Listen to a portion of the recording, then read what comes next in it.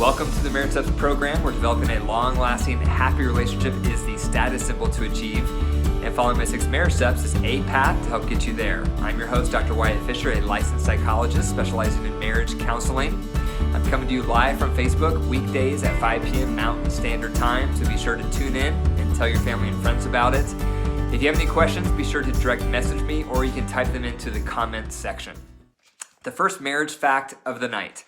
Just 2 years after marriage, an estimated 20% of couples make love fewer than 10 times a year. That's a sad statistic, that so quickly when marriage begins, the romance starts to fade. And I see this in my practice. A lot of the couples I work with in my practice have only been married 2 years or 3 years. So problems come in very quickly. And usually after about a year and a half is when that initial sizzle starts to fade away. So it makes sense that lovemaking would fade away with it. Second marriage fact of the night, a strong marriage rarely has 2 strong people at the same time. I love that. And that's really true. A strong marriage doesn't mean that you're both equally strong at all times. That's rare. Most of the time, partner A will be strong when partner B is weak. Partner B will be strong when partner A is weak. That's how you become a team, is that you can lift each other up when the other person is feeling down. And that happens in my marriage quite a lot. If my wife is having a good time or a good season of life and I'm struggling, she's the stronger one, and vice versa. If I'm strong and feeling good and she's struggling, then I can be support to her. So that's one of the benefits of having a healthy, strong marriage, is when one of you is feeling down or struggling, the other one can help you up. But again, so a strong marriage rarely has 2 strong people at the same time. Okay, marriage joke number 1 of the night. Oh, I didn't expect to see you at work today, Mr. Brundy. Isn't it your mother-in-law's funeral today? Well, you know how it is. Work first, then fun. So you may find that offensive if you enjoy your mother-in-law, but if you don't get along with your mother-in-law, you probably find that very funny. A lot of people have struggles with their mother-in-laws. I have a challenging mother-in-law. So you're not alone if that's you. A lot of people have struggles with their in-laws and how to get along, and controlling in-laws and critical in-laws. So that's a common issue. Okay, here's a second joke of the night. Here's the secret to a long marriage. We take time to go to a restaurant 2 times a week. A little candlelight, dinner, soft music, and dancing. She goes Tuesdays, I go Fridays. Okay, so for the marriage message of the night, I'm going to go through 5 steps to better communication. 5 steps to better communication. Now that you're home with your partner 24/7 because of the coronavirus, I'm sure communication is a large part of what you're doing together, and probably communication problems are getting highlighted. So 5 steps. So the first one is practice active listening body language. So what is this? What is active listening body language? So your body communicates a lot of things. It tells the person how interested you are in listening. So right now I'm facing the camera, but if I turn this way and look this way, that's going to tell you I'm not really interested in what you have to say. So my body language communicates how interested I am in hearing you. So if I face you like this, it communicates I'm interested. What do you have to say? Another body language component is eye contact. So how much do you look at your partner when they're talking? Or how much do you look away? Or do you look down? Or do you look at your phone when they're talking to you? So body language includes not only your physical body, it also includes your eyes with where you're looking. You want to be facing your partner, and you want to give them your eye contact. Another common courtesy with active listening body language is you want to put the tech away. You want to put the tech down. You want to put all the distractions away, so when your partner speaks to you, you're able to give them your undivided attention. That's what it means to have active listening body language. How much do you do that for your partner? When they talk to you, do you give them 100% of your attention, 50% of your attention, or only about 10% of your attention? It makes a big difference when you're on the other side of someone not giving you their undivided attention. So that's number 1 for how to have better communication, is you want to practice active listening body language. The second thing to consider is open-ended questions. So you may know this, but as a review, there's 2 types of questions to ask your partner: open-ended versus closed-ended. Open-ended questions start with what or how. Closed-ended questions usually start with did or are. Okay, so the difference is that closed-ended questions, normally the only response you're going to get back is yes or no. So did you like the show? The answer is probably going to be yes or no. Have you done this today? The answer is going to be yes or no. Okay, so closed-ended questions usually result in less information because they're very pointed. And in a way, you're controlling the conversation because you're asking one specific component of information. So it's going to discourage your partner from sharing. However, open-ended questions do the opposite. Open-ended questions encourage your partner to share as much information as they want, and it encourages them to go in whatever direction they want. So if you ask them, how was your day? What was the best part of your day? How are you feeling throughout the day? What did you not like the most today? What are your top stressors in life right now? What are your dreams for the future right now? What do you want more of in our marriage? All those questions start with what or how. And that's going to encourage your partner to share the most. So practice open-ended questions. The third thing to consider for steps to better communication is when your partner is talking to you, you want to respond with empathy, not advice. A lot of us are fixers, and our partner will share distress or something they're upset about or something they're going through. And the solution feels so easy and it's on the tip of our tongue, and we just want to throw out those ideas because our heart's in the right place. We're trying to help, but usually that's the last thing your partner wants to hear. If they want your advice, they'll ask for it. So the guideline is empathy and only advice if they ask for it. So this is empathy. Empathy is when you really put yourself in your partner's world, your partner's shoes.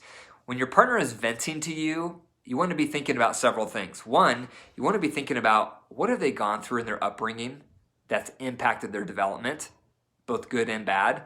Two, you want to be thinking about what kind of temperament do they have? How are they wired?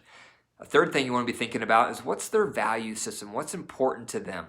Another thing to be thinking about is what are their insecurities? What's hard for them in life and why? All those things make up your partner.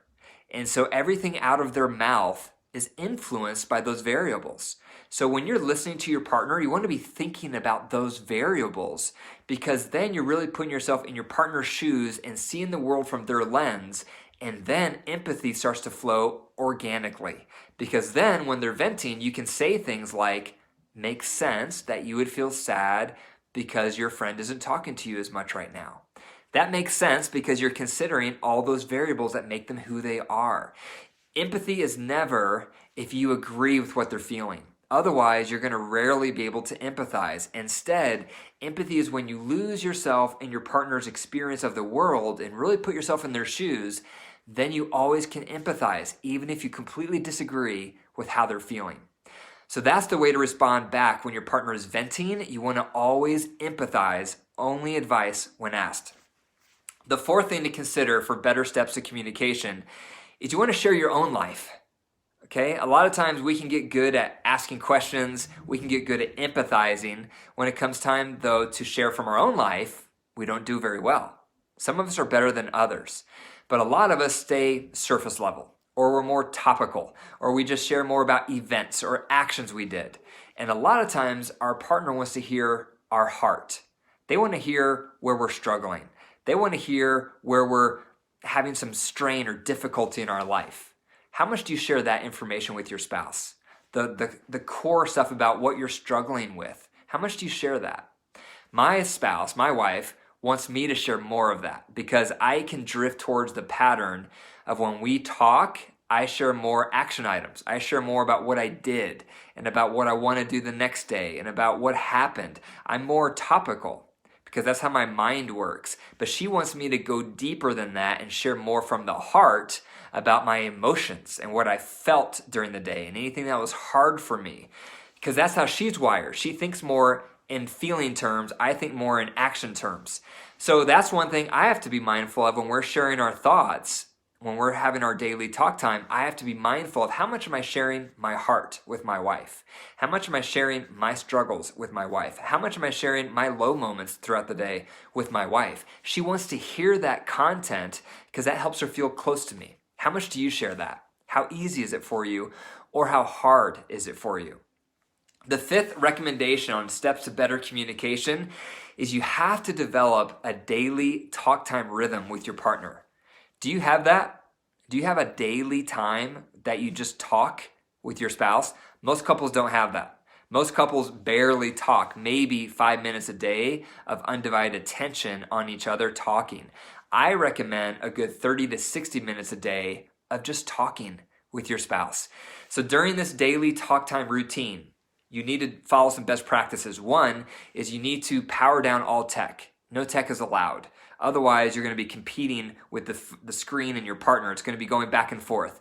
So that's one guideline. No tech during your daily talk time. Another guideline is get your kids away. They can't be there. So either they have to be in front of a movie or they have to be asleep, but no kids should be around because you're going to be distracted.